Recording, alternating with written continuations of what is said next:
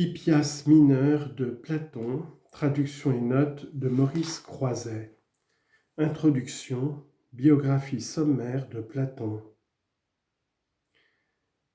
On lit en note, dans une biographie abrégée telle que celle-ci, il n'a pas paru possible d'indiquer en détail les références, ce qui nous aurait engagés dans des discussions plus ou moins longues.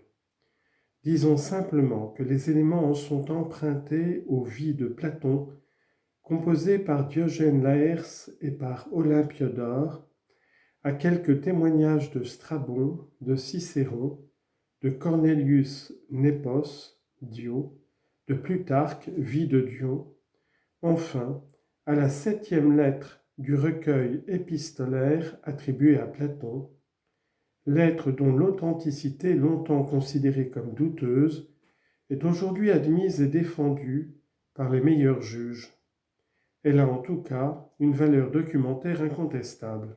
Fin de note. Famille de Platon. Platon naquit à Athènes ou à Égine en 427 avant notre ère. Il appartenait à une des meilleures familles d'Athènes. Fils d'Ariston, il se rattachait par sa lignée paternelle au vieux roi Codros et à la race des Mélantides. Sa mère, Périctionée, descendait de Dropides, frère du législateur Solon. Elle était la sœur de Charmidès, qui joua un rôle dans la politique athénienne à la fin du Ve siècle, comme un des principaux membres de la faction aristocratique. Elle avait pour cousin germain le célèbre homme d'État Critias, chef du même parti et principal auteur de la Révolution de 404. Platon eut 2 frères, plus jeunes que lui, Adimante et Glaucon, dont il a fait les principaux interlocuteurs de Socrate dans sa République. Il eut aussi une sœur, Potonée. Son éducation et ses premières études. À défaut de renseignements précis sur son éducation, son œuvre atteste à n'en pas douter une culture étendue et variée. Il se nourrit tout jeune de la lecture des grands poètes nationaux, d'Homère en particulier.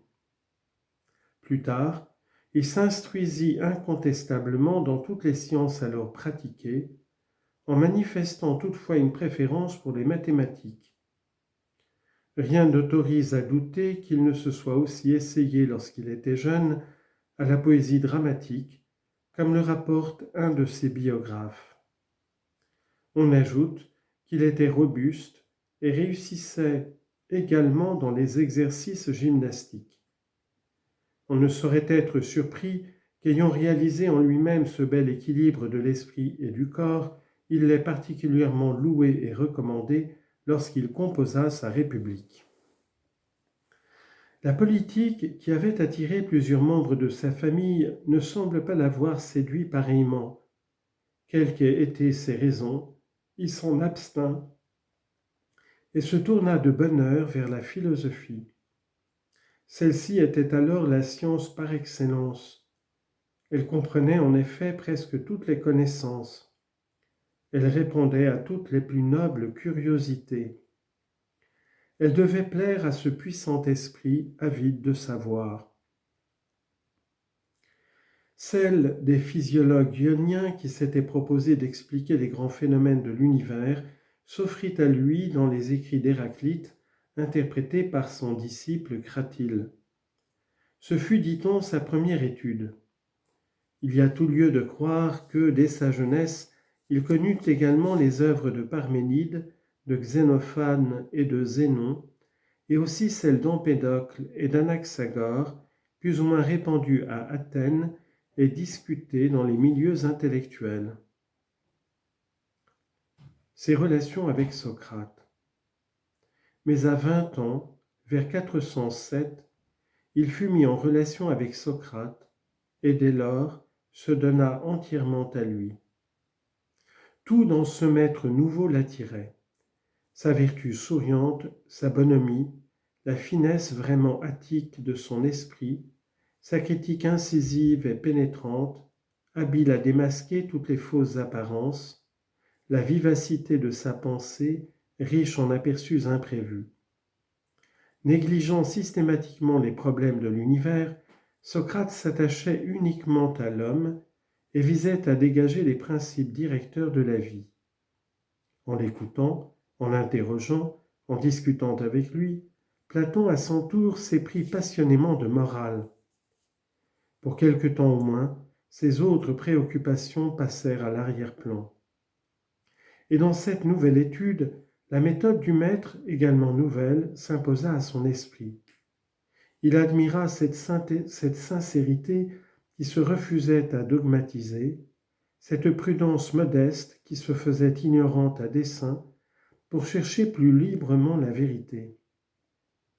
Il fut captivé par l'art merveilleux avec lequel Socrate savait interroger, suivre une idée comme à la piste, et de question en question amener ses interlocuteurs soit à reconnaître leurs erreurs, soit à découvrir avec lui, ou même avant lui, quelque chose de la vérité cherchée.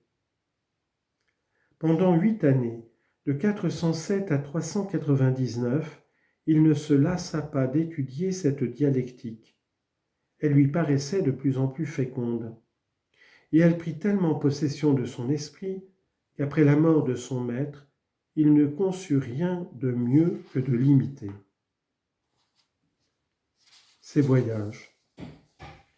Le procès et la condamnation de Socrate en 399 durent être pour cette âme ardente une douleur sans égale.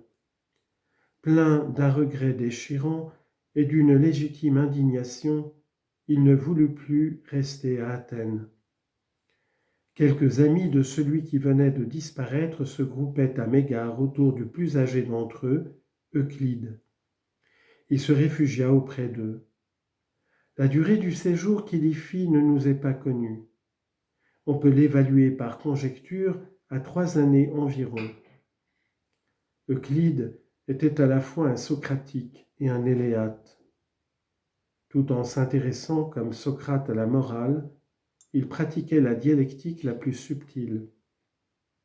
L'esprit de Platon n'y répugnait pas. Il dut subir là une influence qu'on ne peut guère méconnaître, dans ses premières œuvres surtout. C'est de Mégare probablement qu'il se rendit en Égypte et à Cyrène. Le voyage à Cyrène ne semble avoir été qu'une simple visite à un mathématicien illustre, Théodore, qui y tenait école. Celui d'Égypte eut plus d'importance et sans doute plus de durée. Nous savons que Platon séjourna quelque temps à Héliopolis, ville célèbre du Delta, où il eut commerce avec le collège sacerdotal qui y résidait. La science astronomique y était en honneur. Il en fit son profit. Mais il n'est pas douteux que l'Égypte ne l'ait intéressé à bien d'autres titres. La constitution, les mœurs, les traditions antiques, la religion de ce peuple, si différent des Grecs, ne pouvaient manquer de provoquer sa curiosité et ses réflexions. On trouve dans ses écrits d'assez nombreux souvenirs qui en sont autant de témoignages. Retour à Athènes, première série de dialogues. En 395 éclata entre Sparte et Athènes la guerre dite de Corinthe, dans laquelle le roi de la Basse-Égypte, Néphérites, fut l'allié de Sparte. Platon ne put guère prolonger son séjour en ce pays au-delà de cette date. Il est fort possible même qu'il soit rentré à Athènes dès 396. Il paraît y avoir séjourné sans interruption jusque vers 388. Tout a donné à ses études préférées et à ses méditations. D'ailleurs, il ne les gardait pas pour lui seul. Une série de dialogues, commencée vraisemblablement dès le temps de son séjour à Mégare, paraissait alors et faisait apprécier aux lecteurs athéniens un admirable talent d'écrivain associé à un génie philosophique de premier ordre. Citons particulièrement l'apologie de Socrate, le Lysis, le Charmides, le Laches, le grand Hippias, le Protagoras, le Gorgias, le Ménon, sans parler de quelques autres œuvres moins importantes. Il y mettait en scène son maître tel qu'il l'avait connu, tel qu'il le voyait toujours en imagination, et il le montrait conversant, comme il avait eu l'habitude de le faire, avec des interlocuteurs de rencontres extrêmement divers, suivant la méthode qui avait été la sienne. Les idées essentielles étaient bien celles de Socrate. Le ton même, l'ironie gracieuse, la bonne humeur et la bonne foi qu'il avait caractérisées s'y retrouvaient pour le plus grand plaisir du public. Ce qui n'empêchait pas que la personnalité de l'auteur, sa malice satirique, son imagination charmante, sa grâce et sa souplesse naturelle n'y fussent partout sensibles. Quel fut le succès de ces chefs-d'œuvre, nous l'ignorons. Mais on ne peut guère douter qu'ils n'aient été fort vifs. Il y avait trop d'hommes de goût à Athènes pour qu'un si délicieux écrivain n'y ait pas été apprécié. Ceux que la philosophie seule n'aurait pas réussi à retenir trouvaient à se délecter dans ces dialogues si vivants qui étaient autant de fines et spirituelles comédies.